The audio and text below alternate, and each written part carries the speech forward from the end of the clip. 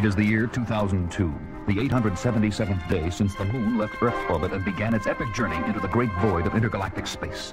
Astronaut Tony Bellini lies unconscious in the medical center, attended by Dr. Helena Russell, as Commander Koenig enters. How is he? As well as can be expected after a point-blank stun from your laser gun. It was the only way I could keep him from taking off in the Eagle. I can't imagine what got into him. I've been expecting something like this ever since he returned from the Ultra Probe. You didn't know him before the Ultra Probe was launched. He was probably the world's top athlete, a highly talented poet, and perhaps the best astronaut ever to leave Earth. Your image of him isn't the man I know. He's unstable, John, a suppressed hysteric, subject to recurring nightmares and hallucinations. Where was he trying to go here in the middle of nowhere? And in his pajamas?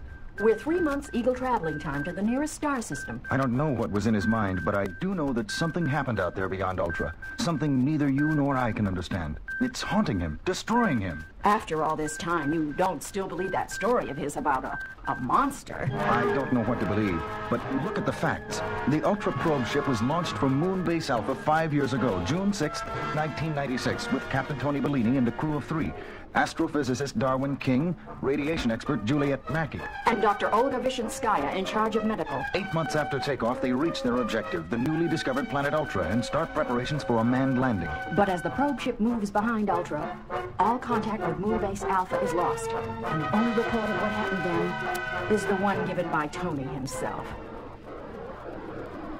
And our preparations for a manned landing were almost complete, when suddenly... Captain Bellini, contacts on the radar screen. Phew! Must be 20, 30 of them, small and stationary. Probably metallic. Computers, beam scanners, sensors, everything we've got. Focus in. I'm changing course. We're going to take a look.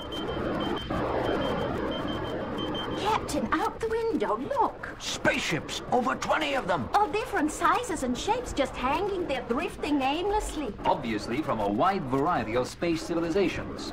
There are ships here that could make the dream of interstellar travel a reality. We could be liberated from our own solar system, even from our own galaxy. Look at that one, Captain. It's huge. Looks like a proton drive dish at the far end. Any signs of life? No, sir. There's got to be someone in it. King, check with computer. Mackey, put the boost on every band in the life spectrum. Still nothing? Absolutely no signs. It's like a graveyard. Well, the tombs of the pharaohs tell us all we know about ancient Egypt. So let's open this one up and see what we can learn. Into your spacesuits, everyone. We're going to hook up to that airlock, walk in, and take a look around. Nothing unusual here. Typical entry corridor. That door ahead looks like it could lead to the main module.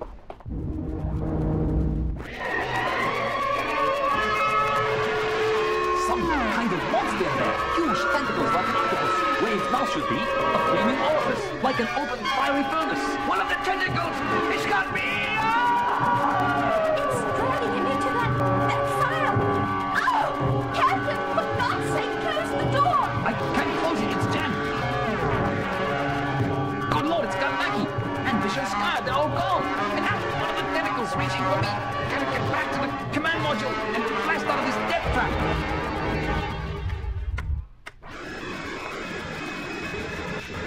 After an incredible 6-month voyage, Bellini made it back to Alpha, alone, more dead than alive. The story he told of his encounter with the monster was difficult to believe even then, and the recorded data of the black box cast further doubt on his veracity. Veracity. I'll never forget the way Commissioner Dixon ripped him apart at the hearing held on Earth when Tony was well enough to attend. Victor and Tony and I just sat there while And Dixon... you want us to believe that you, Captain Bellini, went into the jungle beyond Ultra, stood face to face with the dragon, and managed to survive, even though all 3 of your crew were destroyed by it.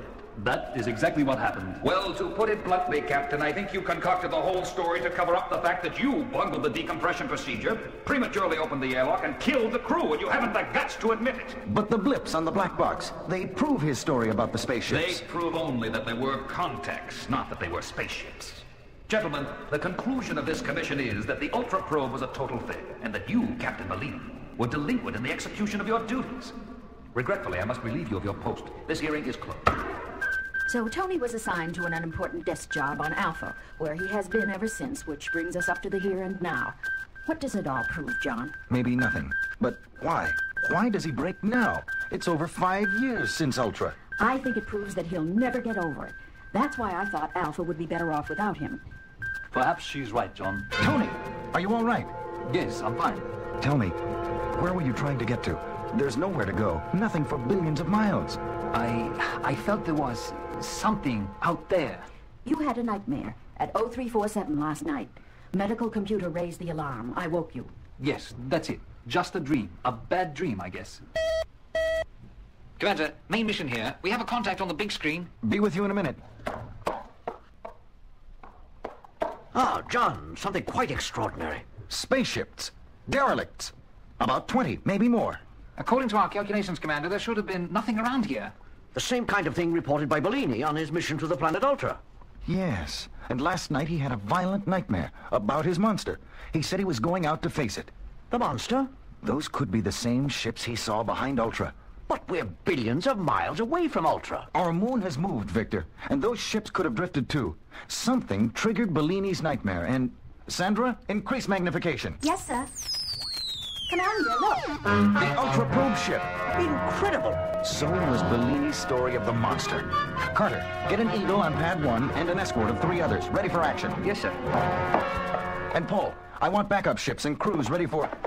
Tony, Helena, I was about to call you. Look at the big screen. The Ultra Probe ship. So I get a second chance. Any signs of life, Paul? We've scanned the whole area, Captain. There's nothing. There never was. I'm taking an Eagle up with an armed escort of 3 others. Carter is getting it ready. Would you be willing to come with me? Willing? I'd insist. Well, here we are. Helena, Victor, you and the security guards will stay here in the passenger module and monitor the... Will you excuse me a minute, John? I'd like to go up front and apologize to Carter for hitting him last night during my nightmare. I don't trust him, John. He's too calm. He has the chance to clear himself after 5 years. He's not going to blow it. I still don't like it. Oh, it's Carter. Bellini slugged him again like he did last night when we tried to steal the Eagle. Tony, for heaven's sake. Sorry, John, but it's my enemy, and I deserve first crack. I'm taking Eagle 1. Sorry about Carter. Stop him, John. Too late. This time he made it. He's separating the command module and leaving us here at the passenger module. Eagles 3 and 4, immediate liftoff. Tail Bellini, he's in Eagle 1. Eagle 2, jettison module and move to pad 1 to pick us up. A little while later, Carter, fully recovered, is at the controls of Eagle 2 as they approach the lifeless Ultra Probe ship, still attached to the huge alien derelict ship. Eagle 3 to Eagle 2, Bellini is lined up with the airlock on the probe ship. He's made a perfect docking. Okay, Eagle 3, stand by. Alan, line up for a docking on the main module. Helena, any life signs? Nothing. Wait. Something? An alien life form? No. Just Bellini. If there were anything else, John, like that monster, we'd surely get some indication. Provided our instruments could read it. Ready to dock, Commander. Okay, Alan, easy now. Perfect. Helena, still no life signs? Only Bellini's. All right. Lasers ready. Here we go. Into the airlock. That door ahead opens into the main module. Carter, you and I go in first. Let's go. Good Lord! The monster! And look there, Bellini! Standing on the monster's head. He's got an axe. Look up at the tentacles! He's bringing the axe down on the monster's head. He really hurt him. Tony, look out. Go back, Commander. He's mine. This time He slid! Drop the axe! He's falling. Tony! The monster! It's got him! Oh, Lord. Fire all lasers. They don't seem to have any effect. Keep firing. I'm going to get that axe. Moving between the flaming tentacles, Koenig works his way close to the monster's head, picks up the axe, and with every bit of strength he can muster, drives it into the creature's head. You caught him! Yeah, but what a price to pay. Later, on the way back to Alpha. Poor Tony. He was right all along. Why couldn't I have believed him? The monster was more than any of us could believe. According to our criteria, it was never alive. How ironic that a creature so impervious to our contemporary weapons should fall victim to a plain, old-fashioned axe. Well, I think Tony would be happy to know, at least, that future space travelers will never again be trapped in the Dragon's domain.